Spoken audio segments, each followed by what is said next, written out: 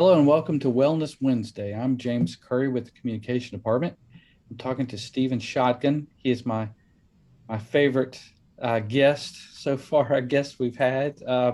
We've been talking a lot during COVID. Stephen, how are you? I'm well. How are you doing? Oh, good, thank you. And you are a behavioral health provider here at Family Health. And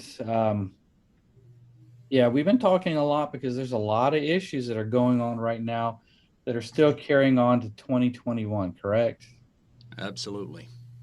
I know you've been busy, you've been seeing people and helping them cope through a bunch of different situations. The one in particular that I'd like for us to talk about today, and it's affecting a lot of people, it's the grieving process right now during COVID. Um, I mean, what are you hearing as far as, like funerals and things like that? Well, one of the biggest things is the inability of loved ones, family members to either visit and or help care for sick relatives and friends. Due to the regulations of not being able to have more than one person uh, come into the hospital for a set amount of time. And a lot of us are used to going into the hospitals when we have a relative or a loved one that's sick and helping care for them, spending time with them, sometimes bringing them food, which is just not as possible now as it was before. Well, there's different types of grieving too, obviously, not just death or sickness, but I mean, I'm sure you've heard all different types of grieving during the last 12, 14 months. Absolutely. It's like you said, it's not just the loss or the death of a loved one, but also the loss of freedom, Mhm. finances. Finances is a big one. Loss of a job, that sense of security of going to work every day, even if it is remotely. Just basically a loss of control. And so a lot of times we have difficulty coming to the realization that things aren't the same way they were, 24 months ago. And so there is that loss. Excuse me. Yeah, you spoke about loss of control. It seems like we as humans, we like to be in control of our situations, our surroundings. Um, it gives us a sense of power, I guess. And when we don't Absolutely. have that sense of control, there's an imbalance. We're grieving some type of loss, and maybe that's the loss of control and power. That's true. I don't Loss know. of I human don't. contact as well. Yeah, I don't want to jump to any conclusions here. I mean, you're the provider, but maybe people are grieving of the loss of a relationship through a divorce or a breakup or something, or Absolutely. grieving, missing their church family, or you know, they a neighbor that they like to visit and they haven't been able to see. And you know what are some of the solutions then for people right now grieving during COVID? Well, one of the things that tends to help is identifying the grief and accepting the fact that, yes, I am sad, what I'm sad about, um, you know, and realizing that it is a process. A lot of times it can help to have somebody to talk to and work through the different stages of grief because there are some generalized steps, if you want to call them that, that we go through when we are grieving something, whether it is loss of a job, loss of a marriage, loss of money, or the loss of life. Excuse me, I'm sorry, I've been talking all day. I apologize.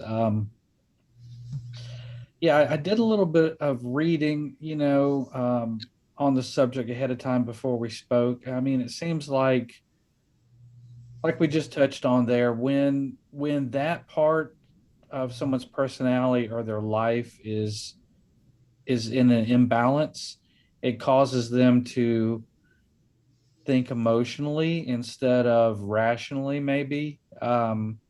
Absolutely. And it's never a good thing when you're ruled by your emotions. It can definitely cause some atypical behaviors and reactions. So you've been counseling people for the last few months with these types of these types of issues. I mean, is it something that they have mentioned to you that this wasn't present before COVID got here, or we were talking about it, or what? That uh, that certainly happens. For most of us, these issues are there, but by being busy, we tend not to have as much time to focus on negative thoughts, losses of the past, and just doing the woulda, coulda, shouldas of things that we should have done, would have done differently, and all of that is part of the bargaining stage of grief, and that's completely normal. And another thing that we can do to empower ourselves is to realize that, hey, whatever I'm going through, whatever I'm feeling, that's okay. We all process grief differently. And so that would be one of the things that we would do in therapy would be to just sit down and say, hey, it's okay to feel the way you feel. What about regret? Has anyone hit regret yet? It would be hard to find some of us that don't hit regret. It goes into that whole woulda, coulda, shouldas. You know, I did this. I should have done that. I made this life choice, which overall may have not been the best outcome, but a lot of us don't realize that in the moment that was the best, or sometimes the best worst choice that we had. Hmm. How do you undo a regret? Well, one thing is processing it. We are able to, the old saying about hindsight being 2020. Well, if we can stop and realize that, okay, wait a minute, I didn't have all the information that I have now because this happened however long ago. So coming to the realization of, well, what if I would have made this decision? Well, we don't know the outcomes. There are millions of different possibilities. So we're here right now, and a lot of that can be looking towards either the promise of the present, the promise of the future, and accepting what we have now. And if we want to make changes, make and take steps to make our goals come true. And sometimes it's just a matter of goal setting, and then a person can just take off from there.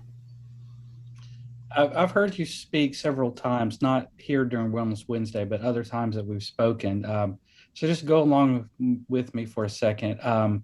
Something about staying away from absolutes. And what I'm reminded of is like two little children fighting and arguing, and one says to the other, I'm never going to speak to you again, that kind of thing, that kind of absolute. Can you embellish on that a little bit? Well, sure. When we speak in absolutes, whether consciously or subconsciously, it rules out any adaptation. So, in other words, if I were to tell you we're never going to speak again, I'm setting myself up for failure because what happens if I've got a flat tire and you're the only one that has a tire iron?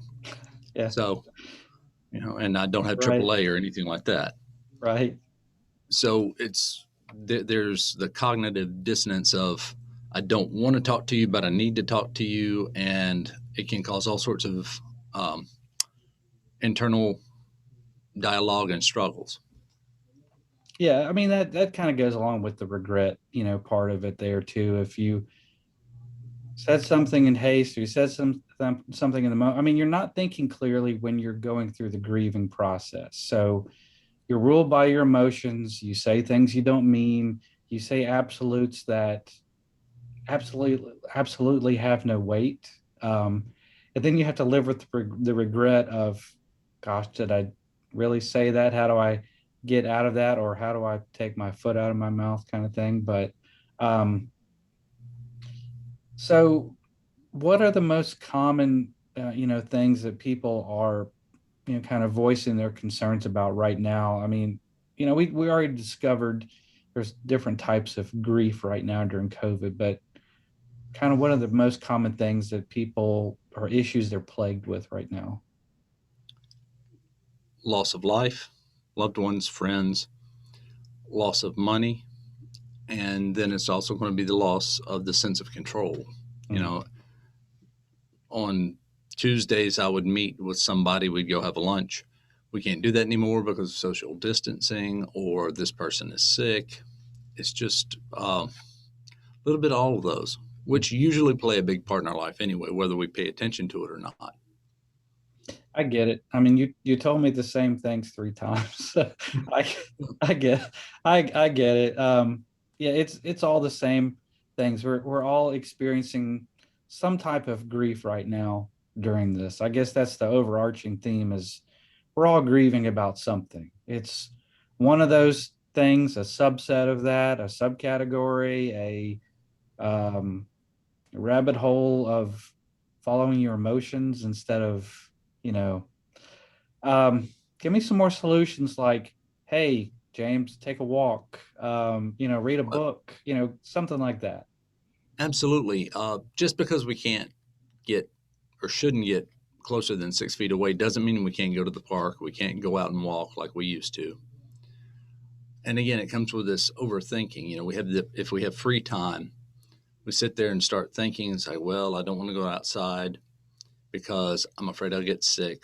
When if you're following the proper guidelines, the chances are not as great as if you were going into a room, not following the CDC guidelines. So, yeah, get out, walk, assuming it's not a dreary day like today, but even if you wanted to walk or run today, hey, I say go for it. Another thing is getting in contact with people that you value. Yes, it is probably not the best idea to get out and, jump in the car and go visit people, Mhm. but you can still FaceTime. You can call them on the phone. You can even do something as antiquated as writing a letter. And a lot of times that has a bigger therapeutic effect than just a simple 2, 3 minute phone call. Mhm. Yeah, I love the lost art of writing letters and notes and things like that. I don't think people do that very often. I think that's probably a very good coping mechanism right now during grieving and COVID and everything else. Oh, absolutely. And that's one of the things that I use quite a bit is journaling. And it doesn't necessarily have to be, pen and paper. It can be blog, it could be a vlog, and it could also just be a personal video um, diary. Now that most people have cell phones with cameras on them, Mhm. we can sit there and make a video recording of ourselves versus sitting down and either typing or, handwriting. Like we're doing right now. Exactly. You and I are in two different locations, and we're still able to have Wellness Wednesday. Stephen, anything else you'd like to add about just giving someone hope during grieving? Absolutely. Um, this is not the first time in human experience that we've been through something very, very similar. We've gotten through it in the past, and we get through it again. And find the things that bring you value, that bring you joy, no matter how small. Movement is movement. Whether it's a small step or a big step, it's still a step. And of course, you can always call us. Is it okay to plug my number now? Oh yeah, go ahead. Yeah. Okay, it's area code 251 690 8193. And I'm usually in session. Mhm. So if I'm not there, just please leave me a message and I will get back with you. And that's to make an appointment with you as a behavioral health provider. Absolutely. We do have others on staff too. So if you're not available, we will find somebody to help you. We'll find the resources to help you. I'm also posting a link also too with this video. There's some information that the CDC released during COVID. It's about daily coping and stress and grief, and all of those things are all rolled up together. Absolutely. And, diet and exercise Mhm. play a huge part in our overall physical and mental health. Yeah, people have said they put on their COVID-19, which is like 19 pounds. Sounds about right. Well, Stephen, thank you for your time. Thank you for your insight again on this topic. And, we just hope that people are able to reach out to you if they are grieving in one way or another, one of those categories that we discussed, or maybe there's another one that, people are hurting and they're suffering from, and they just need someone to talk to. So a behavioral health counselor or any counseling at this Yep. point, any counseling is good.